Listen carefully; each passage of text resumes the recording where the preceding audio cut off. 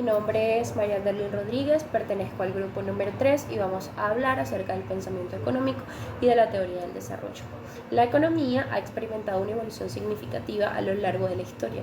Ha sido marcada por una diversidad de corrientes teóricas que han ampliado nuestra comprensión acerca de los fenómenos económicos. Asimismo, se ha reconocido cada vez más que las decisiones económicas están influenciadas por factores sociales y culturales, lo que ha llevado a una mayor atención sobre cómo las estructuras sociales impactan en el comportamiento económico de los individuos desde sus raíces en el liberalismo hasta el estado actual.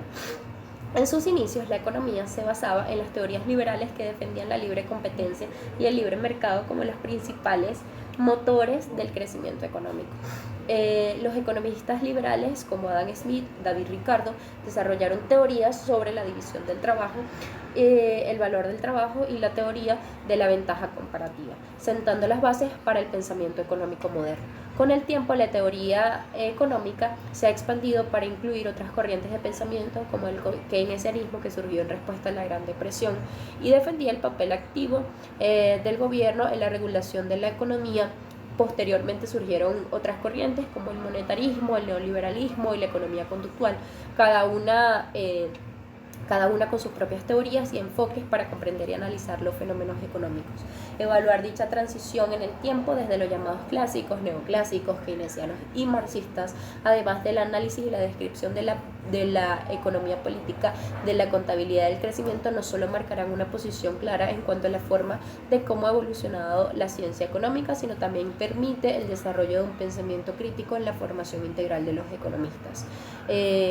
Hablemos entonces de la teoría clásica. El inicio de este pensamiento económico se suele fijar en el año 1776, cuando se publicó la obra de Adam Smith, una investigación sobre la naturaleza y la causa de la riqueza de las naciones. Su desarrollo posterior se vio marcado por una época en donde el capitalismo era un sistema económico dominante y la revolución industrial generaba grandes cambios socioeconómicos. Su orientación y contribuciones fueron exclusivamente británicas y abarca más de un siglo de pensamiento económico. Algunos de los economistas que se asocian a la economía clásica son Adam Smith, David Ricardo, Jean-Baptiste Say, entre otros.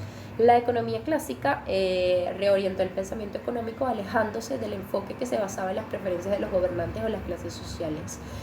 Los clásicos enfatizaron los beneficios del libre comercio y desarrollaron un análisis de la organización del valor de los bienes y servicios como reflejo de los costos de la producción. La escuela clásica es una doctrina que se considera que las unidades económicas obedecen a cierto mecanismo en presencia de regularidades susceptibles a ser expresados por leyes, en virtud de lo cual, si opera libremente, se tendrían resultados óptimos. Además, esta sostiene que existe una relación armoniosa para los procesos económicos y que tiene como característica fundamental la preocupación acerca del desarrollo y crecimiento económico. Los aportes fundamentales en esta teoría los hicieron algunos de los economistas más destacados, como Adam Smith.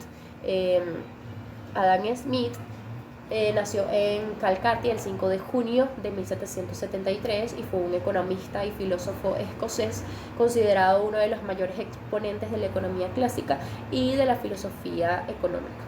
La principal aportación teórica de Adam Smith es el análisis del mecanismo mediante el cual el libre juego de mercado, tanto a escala interna como en las relaciones comerciales de otros países, entre los diversos sectores de la economía, genera el máximo beneficio económico del conjunto. Como consecuencia, se mostró siempre contrario a cualquier intervención o regulación de la actividad económica, reduciendo el papel del Estado a solo un garante de reglas del juego. Además, Adam Smith se opuso al mercantilismo al considerar la riqueza de una nación como la producción anual de bienes y servicios, es decir, las cosas necesarias y útiles para la vida, y en lugar de las reservas de metales preciosos como lo creían los mercantilistas. Y se opuso también a la escuela fisócrata, al descartar la tierra como origen de toda riqueza y proponer en su lugar el factor trabajo. A estos se le puede sumar el inicio de la especialización como determinante de la capacidad de una sociedad para aumentar la productividad y, en consecuencia, su crecimiento económico. Estableció una teoría del valor de un bien que distinguía entre su valor de cambio que es la capacidad que tiene un bien de ser intercambiado por otro, y su valor de uso, que es la utilidad que éste aporta. Con respecto al valor de cambio, su medida era el trabajo útil incorporado en su obtención. Adam Smith también completó su análisis con una teoría sobre la distribución de la renta, entre otros. Hablemos entonces de David Ricardo, el cual fue un economista escocés de origen judío y fue uno de los más célebres economistas del siglo XIX. La obra de David Ricardo destaca por su razonamiento abstracto, simplificando la realidad hasta definir un modelo teórico que dé cuenta del funcionamiento esencial del sistema económico. Se considera por ello el padre de la economía y el primer economista profesional. Fue un ardiente liberal, partidario de las políticas económicas que impulsen el crecimiento económico a base de garantizar a los capitalistas altos márgenes de beneficio, de manera que vino a teorizar el proceso de la revolución industrial. También razonó sobre la base de suponer que los salarios no podían y mucho menos debían elevarse sobre el nivel de la mera subsistencia, y criticó hasta la saciedad a los terratenientes, describiendo la renta de la tierra como ingresos parasitarios que no contribuían a la producción pero que frenaban el crecimiento.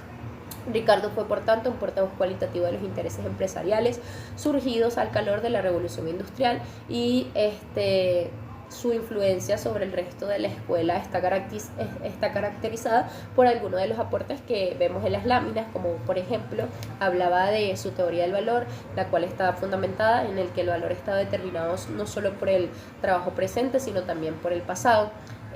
Hablaba acerca de que la renta es aquella parte del producto de la tierra que se paga al dueño de esta por el uso de las energías indestructibles del suelo. Niega la renta absoluta y habla de la renta diferencial. Habla también acerca de los rendimientos decrecientes. Habla del papel del Estado. Consiste simplemente en proporcionar protección legal para todas las transacciones económicas y recaudar impuestos, entre otros. Robert Malthus fue otro economista y demógrafo británico que vivió en el siglo XVIII y XIX. Es conocido principalmente por su teoría de la población, la cual sostenía que la población tiende a crecer más rápido que los recursos disponibles para sustentar la población, lo cual llevaron estas ideas a ser cuestionado más adelante por el optimismo generalizado sobre el progreso económico ilimitado, y planteó preocupaciones sobre los límites naturales del crecimiento económico. Tuvo una obra un poco menos conocida, pero bastante importante, sobre los principios de la economía política, considerada desde el punto de vista práctico, que aportó el resto de su teoría respecto a la crisis de la demanda efectiva. A diferencia de los economistas de su época, se plantó, es decir, él habló acerca de actuaciones de política económica, o sea, las políticas económicas que un gobierno debía tomar ante ciertas situaciones de crisis. Con ello creó el concepto de la demanda efectiva, y además sostuvo que podía existir un desequilibrio entre el ahorro y la inversión, entre otros. Sus principales aportes están en que, como dije, la población tiende a crecer en forma geométrica, en tantos medios de subsistencia, él crece en forma aritmética. Se pronuncia contra la ley de Say, existen discrepancias en el crecimiento de la población y la oferta de alimentos, entre otros. Hablemos ahora entonces de Jean-Baptiste Say, el cual nació en la ciudad francesa de Lyon el 5 de enero de 1767. En 1800 publicó Cómo reformar la moralidad de las naciones, y en 1803 publicó su trabajo más conocido, el Tratado de la Economía Política, sobre la composición y distribución de la riqueza. En este trabajo introduce la famosa ley de Say o ley de mercados de Say, siguiendo la teoría clásica de Adam Smith y David Ricardo, donde propuso que antes de poder demandar se debe producir o intercambiar con lo comprado. Inicialmente, Thomas Malthus y John Keynes criticaron su análisis pensando en el corto plazo. No obstante, se llegó a ser bastante aceptado en el largo plazo. Aunque esta teoría llevó a muchos a decir que la oferta crea su propia demanda, en términos más comunes se puede decir que sin dinero no puede comprar, y para conseguir dinero necesito trabajar, es decir, producir. Say también investigó la necesidad e importancia del dinero que demandaban tanto los que producían como los que demandaban productos como una forma de facilitar el intercambio. Discrepó con muchos en su valor del trabajo, donde hablaba de que la forma de medir la contribución del trabajo eran las horas invertidas y la valoración de la producción. Finalmente analizó detalladamente el impacto negativo de los impuestos sobre la labor empresarial y la creación de riqueza. Algunos de sus aportes más importantes los pueden ver en las láminas. La teoría neoclásica se podría situar como el inicio de la escuela en 1870, en la cual fueron publicados 3 de los más grandes escritos de los principales de esta escuela.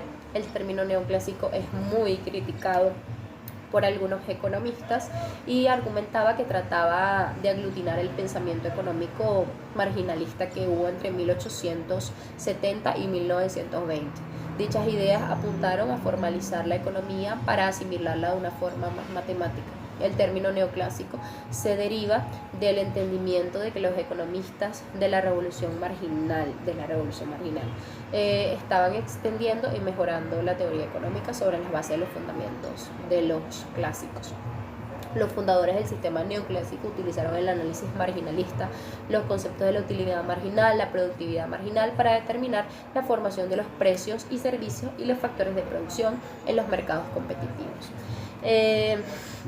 En particular, los economistas marginalistas, es decir, los economistas que pertenecieron a este movimiento neoclásico, estudiaron la posibilidad de que un conjunto de precios aseguraran la igualdad de oferta y la demanda en todos los mercados. Los neoclásicos centraron su análisis en la elección entre variables alternativas y entre los cambios marginales, como el cálculo y el equilibrio general con respecto al comportamiento de las personas y empresas. La economía se basa en 3 supuestos y dicen que ambos, productor y consumidor, son racionales. Dicen también que las personas buscan de maximizar su utilidad o satisfacción cuando consumen bienes o servicios, y que las empresas buscan de maximizar sus utilidades cuando venden bienes y servicios. Y el último supuesto habla de que las personas y las empresas actúan de manera independiente basándose en la información completa y relevante. Asimismo, existen varias diferencias en el análisis con respecto a los neoclásicos, lo cual se refiere a la teoría del valor, la determinación de los precios, de la oferta y la demanda. Y en cuanto a la teoría del valor, en cuanto a la teoría del producto, dicen que abandonan la teoría clásica de la determinación exógena y reemplazan por la teoría de la productividad marginal del trabajo. Vamos a hablar entonces de la escuela inglesa. Acá surgen los orígenes del neoclasicismo, se encuentran en los economistas marginalistas que buscaron la teoría más rigurosa basada en los modelos matemáticos objetivos y alejados de determinantes históricos, y existieron 3 grandes escuelas que son llamadas escuelas por sus representantes, y la escuela inglesa está representada por Alfred Marshall, el cual fue un destacado economista inglés que vivió entre 1842 y 1924 y es reconocido por sus importantes contribuciones. Uno de los principales aportes de Marshall al neoclasicismo fue su enfoque en la idea de la oferta y la demanda como determinante clave del precio y de la cantidad de bienes producidos en una economía. También introdujo el concepto de la curva de demanda, que muestra la relación inversa entre el precio de un bien y la cantidad demandada por los consumidores. También desarrolló la teoría de la elasticidad, que analiza cómo los cambios del precio de un bien afectan la cantidad demandada. Marshall también hizo contribuciones significativas al análisis de la competencia perfecta y al equilibrio general, y podemos destacar entonces que los principales aportes de él incluyen el enfoque de la oferta y la demanda, la teoría de la competencia perfecta y el equilibrio general, y la teoría del valor. Cal realizó importantes contribuciones, como le decía, la teoría del dinero y la formación de los precios. Su trabajo sentó las bases para gran parte del pensamiento económico moderno y ha tenido influencias duraderas sobre la economía. Y por último, hablando acerca de las escuelas de pensamiento, Hablemos de la francesa, en donde está Callan Wallace, quien desarrolló la teoría del equilibrio general y el concepto de la utilidad marginal. Fue un economista suizo que vivió a finales del siglo XIX. Es reconocido por ser uno de los fundadores del equilibrio en general y publicó en 1874 su obra más influyente, que hablaba de los elementos de economía política pura, en la que presentó su teoría del equilibrio general de los mercados. Formalizó también y desarrolló la idea del equilibrio general, que busca describir cómo los precios de los bienes y los factores de producción se ajustan para equilibrar la oferta y la demanda de toda economía. Una de las contribuciones más significativas de Wallace a la economía neoclásica fue su propuesta de un sistema de ecuaciones que modelaba la interacción de los mercados de bienes de trabajo y capital. Esta formación matemática de la teoría fue pionera en su época y sentó las bases de la posterior formación de la teoría económica. Ahora hablaremos sobre la teoría keynesiana, siendo este entendido como un enfoque o un pensamiento económico propuesto en un principio por John Maynard Keynes, plasmada en su obra titulada Teoría General del Empleo, el Interés y el Dinero, publicada en 1936. Esta teoría surge como una respuesta a la gran crisis financiera mundial que se originó en Estados Unidos. Hago referencia a la caída de la Bolsa de Valores de Nueva York, que ocurrió el 21 de octubre de 1929. Esta teoría rechazó y criticó el pensamiento clásico, que sostenía básicamente que las fuerzas del mercado resolverían el problema del desempleo por sí solo y que el Estado no debería intervenir.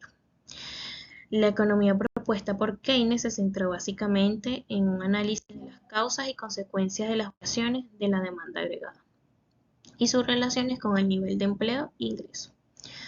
Por lo tanto, nos deja una frase célebre que dice: a largo plazo todos estaremos muertos.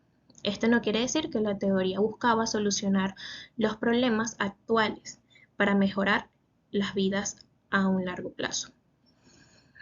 Por tanto, los principales postulados fundamentales de la teoría son los siguientes: la demanda agregada y el principio de demanda efectiva. Esto nos da a entender que la demanda comprende los grandes variables como el gasto de consumo, la inversión y el gasto público, siendo este el principal motor del crecimiento económico. Se determina que estas serán las pilares para determinar el nivel de empleo y de producción. Por tanto, la teoría indica que puede experimentar periodos de desempleo y recesión debido a una insuficiencia en la demanda agregada. De segundo postulado tenemos el paro involuntario. Aquí el desempleo puede persistir en la economía debido a, mencionado anteriormente, la falta de demanda efectiva. Según la teoría, las fluctuaciones en la inversión y el gasto público pueden llevar a una disminución en la demanda agregada, lo que puede resultar en un desempleo involuntario de los trabajadores. Es decir, si desean trabajar, pero la demanda efectiva es ineficiente. Por tercero, tenemos la intervención activa del gobierno, básicamente para estabilizar la economía.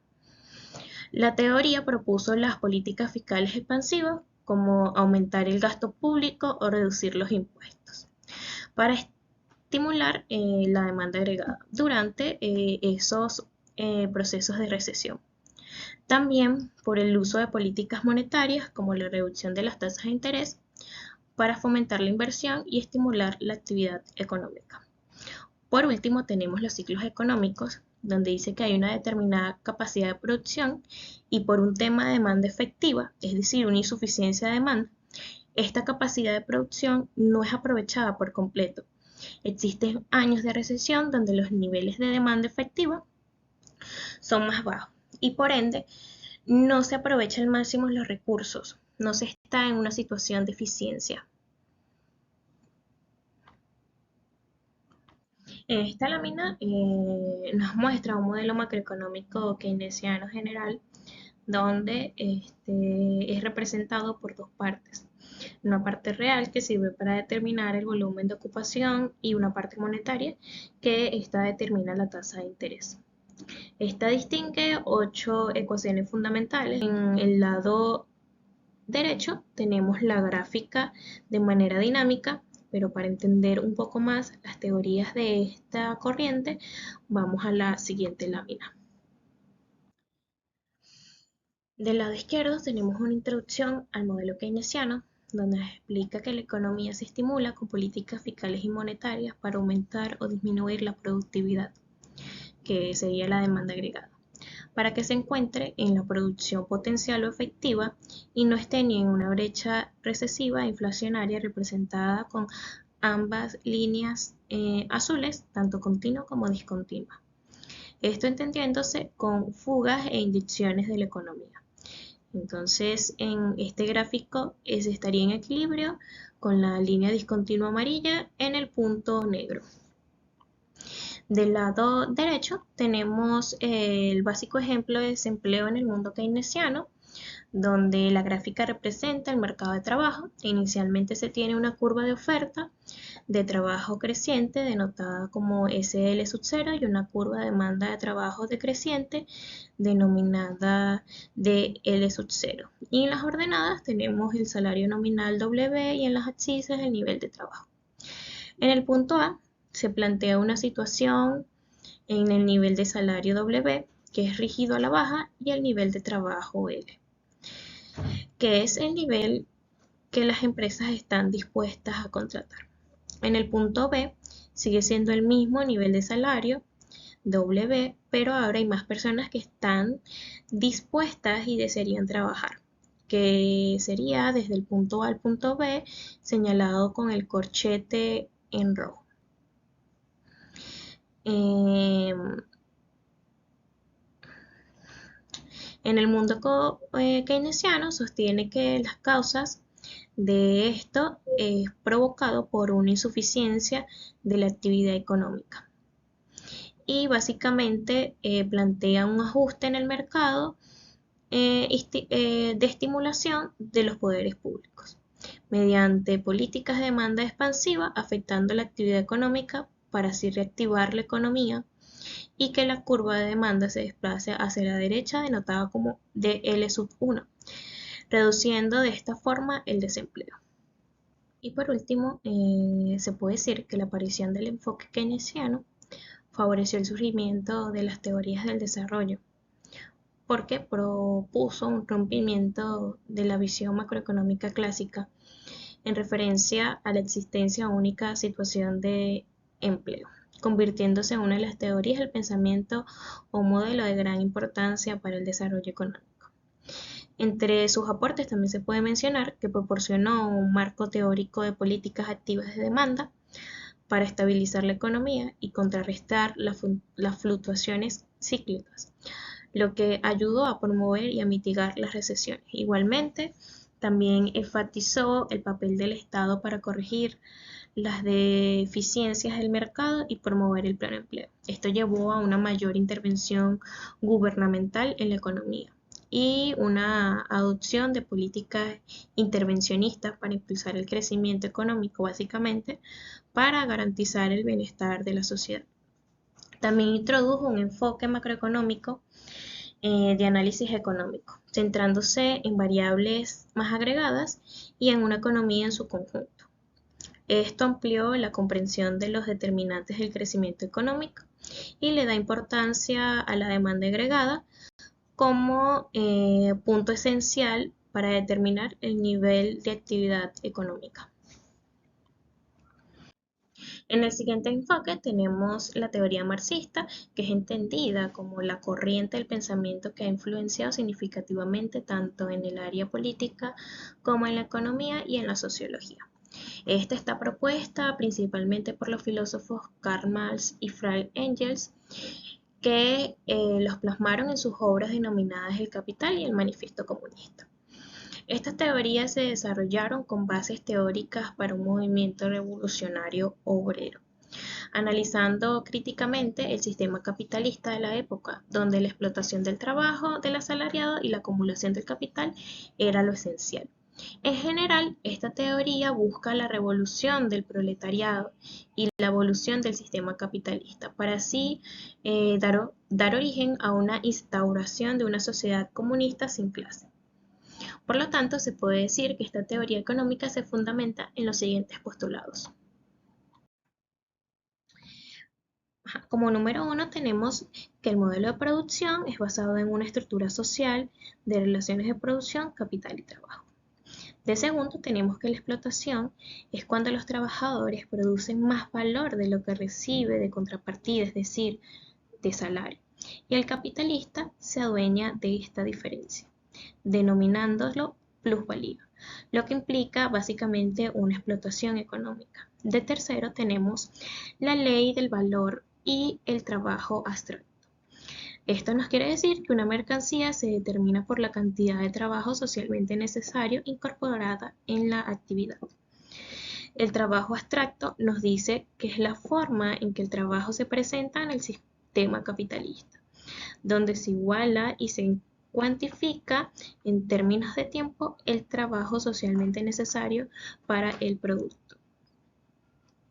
Por cuarto, tenemos que la acumulación del capital es una característica del sistema capitalista donde los capitalistas buscan aumentar sus ganancias reinvirtiendo la plusvalía acumulada de la explotación de trabajo y así tener una adquisición de medios de producción más activa. Por último, tenemos una contradicción de capital-trabajo y una lucha de clase. El sistema capitalista está marcado por contradicciones y conflictos inherentes entre la burguesía y el proletariado, donde la lucha de clases surge de la explotación económica y las diferencias de intereses entre esas dos clases sociales. Por consiguiente, tenemos las ecuaciones fundamentales del sistema marxista. De número uno tenemos la circulación de mercancías y de capital en el sistema capitalista, representado por la letra M, que representa la mercancía, es decir, un bien producido para su intercambio en el mercado. La letra D representa el dinero, mientras que la DT D sub T a una mercancía de mayor valor que el original. La circulación en esta ecuación funciona cuando una persona vende una mercancía para obtener dinero y luego utiliza ese dinero para comprar una mercancía. El ejemplo más claro es cuando un agricultor vende trigo a cambio de dinero y utiliza ese dinero para comprar herramientas.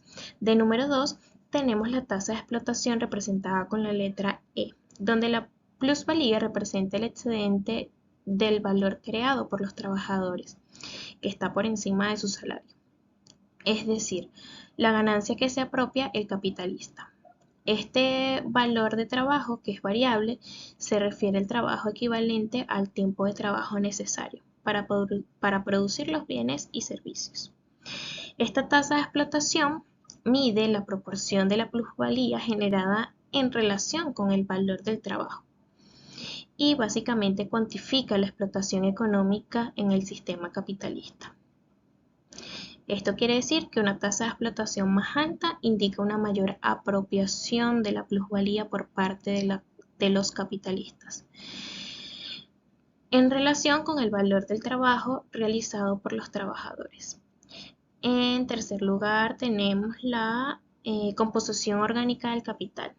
Esta mide la proporción entre el capital constante representado por la C y el capital variable representado por la B mayúscula. El capital constante se refiere al capital invertido en medios de producción, es decir, en maquinarias, herramientas, materias primas, etc. Mientras que el capital variable es el capital destinado al pago de los salarios de los trabajadores. La composición orgánica del capital muestra básicamente la relación relativa entre la inversión de medios de producción y la inversión de mano de obra. Por consiguiente, tenemos también la tasa de ganancia, que es una medida que indica la relación entre la plusvalía generada por la inversión total. Esta incluye el capital constante como el capital variable. Y de último, tenemos una ecuación general donde es formada por todas las ecuaciones anteriormente mencionadas. Esta ecuación muestra cómo la tasa de ganancia está determinada por la relación entre la tasa de explotación y la composición orgánica del capital. Por último, en esta lámina tenemos una gráfica donde del lado derecho tenemos los productos, tanto el excedente, el pasado y el necesario. donde el necesario termina siendo el capital variable, que es el destinado a los trabajadores, mientras que el capital constante y la plusvalía es adueñada por el capitalista. Por último, se puede concluir que esta teoría se ha convertido en una de los enfoques que ha influenciado en el pensamiento del desarrollo económico. Se puede decir que también político y social a nivel mundial. Como es mencionado anteriormente, la teoría proporciona un análisis crítico del sistema capitalista, destacando la explotación del trabajo del asalariado como la apropiación de la plusvalía para la generación de riquezas, esto generando desigualdades económicas y teniendo una propensión a las crisis económicas del sistema, dando una visión de las grandes limitaciones y desafíos que el sistema capitalista nos asoma en el ámbito económico. Igualmente, la teoría hace énfasis en la lucha de clases como motor de cambio social y económico, debido a que la distinción entre las clases sociales, es decir, la burguesía y la clase trabajadora, se convierte en un elemento central de las estructuras económicas y sociales. En consecuencia, también se puede decir que expresa la importancia del trabajo y la producción en el desarrollo económico, siendo este la fuente fundamental de la teoría de valor y la riqueza en una sociedad. Por último, se puede decir que gracias a los pensamientos marxistas, a lo largo de la historia, ha generado movimientos y propuestas que buscan superar las limitaciones y las desigualdades del capitalismo, como está el movimiento socialista y comunista que se ha implementado como forma de gobierno en varios países, que básicamente promueven una organización económica más igualitaria y colectiva. Ahora bien, hablaremos de la economía política de la contabilidad del crecimiento. Empecemos diciendo que la contabilidad del crecimiento es aquel enfoque que se utiliza para medir el crecimiento económico a través de la producción, el consumo, la inversión y otros componentes claves, mientras que la economía política de la contabilidad del crecimiento es aquella que se refiere al estudio de las decisiones políticas y cómo éstas afectan el crecimiento económico de una nación. La relación entre las decisiones y el crecimiento se da gracias a la intervención del Estado. Las políticas económicas pueden abordar diferentes aspectos, como la estabilidad macroeconómica, la educación, la innovación y la distribución de los recursos, entre otros aspectos, que pueden ayudar al crecimiento, aumentar la productividad, generar empleo, disminuir la pobreza, por lo que esta termina siendo una herramienta sumamente importante en la orientación del crecimiento. Entre las políticas que podemos considerar que influyen en el crecimiento económico tenemos la política fiscal, que estas son todas aquellas decisiones y acciones del gobierno en relación a sus ingresos y gastos. También estas influyen en la medida como la recaudación de impuestos, el gasto público y el nivel de endeudamiento, influyendo en la estabilidad y en la equidad distributiva. Entre las políticas monetarias tenemos que son aquellas medidas y acciones que toman los bancos centrales para controlar y regular la circulación del dinero, la disponibilidad del crédito y las tasas de interés, por lo que esto se centra en controlar la inflación, en el crecimiento económico y la estabilidad financiera. Otra política es la regulatoria, que esta se refiere a todas las leyes y regulaciones del gobierno que establecen para controlar las actividades económicas.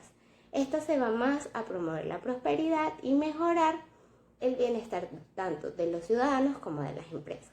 Las políticas comerciales son aquellas decisiones que toma el Estado con respecto al comercio internacional. Las barreras comerciales como aranceles o cuotas pueden reducir la cantidad de comercio internacional y desacelerar así la economía, por lo que una apertura al comercio, a la globalización y a la inversión extranjera es el mejor camino para el crecimiento. En cuanto a otras políticas importantes, tenemos las que incentivan la inversión en capital humano, como lo es la educación y la salud, las que fomentan el capital físico, como lo es la infraestructura y la tecnología, y las que promueven la investigación, el desarrollo y la protección de la propiedad intelectual. Otro aspecto importante dentro del crecimiento económico son las instituciones, las cuales son definidas por North 1993 como las reglas del juego en una sociedad, o formalmente son las limitaciones ideadas por el hombre que dan forma a la interacción humana. Estas son las regulaciones o leyes, como los sistemas legales, la protección de los derechos de la propiedad, entre otros. La medición del crecimiento se puede dar estudiando el Producto Interno Bruto, que es el valor total de todos los bienes y servicios producidos dentro de una zona geográfica y un tiempo determinado, la tasa de crecimiento del PIB, que es la variación porcentual que éste expresa a lo largo del tiempo, el índice de desarrollo humano, como lo es debido a que combina el ingreso per cápita, la esperanza de vida y el nivel de educación, dando así una perspectiva en cuanto al bienestar. Ingresos y salarios, que si esta aumenta a una debida proporción, significa crecimiento. Índice sectorial, si los sectores aumentan de productividad, avanzan. Y los indicadores financieros, como la balanza de pago, entre otros. El residuo de suelo.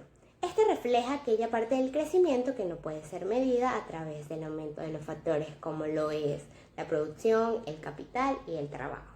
Este se refiere a los avances tecnológicos, la innovación y la mejora en la eficiencia, por lo que termina representando este modelo la capacidad y el progreso técnico de la economía para aumentar su Producto Interno Bruto con sus mismos insumos, siendo este cálculo la brecha entre el crecimiento económico real y el crecimiento económico esperado.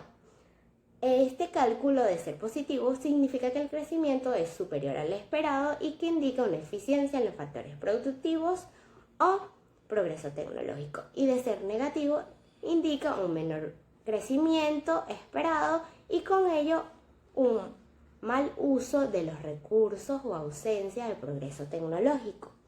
Para concluir todo este tema, podemos decir que al estudiar los clásicos, los neoclásicos, la teoría keynesiana, la marxista y toda su influencia que repercute en el desarrollo y el crecimiento económico, se pueden apreciar los diversos enfoques y percepciones que influyen en el crecimiento o en el crecimiento, así como influyen en la creación y en la aplicación de políticas económicas que fomentan la estabilidad.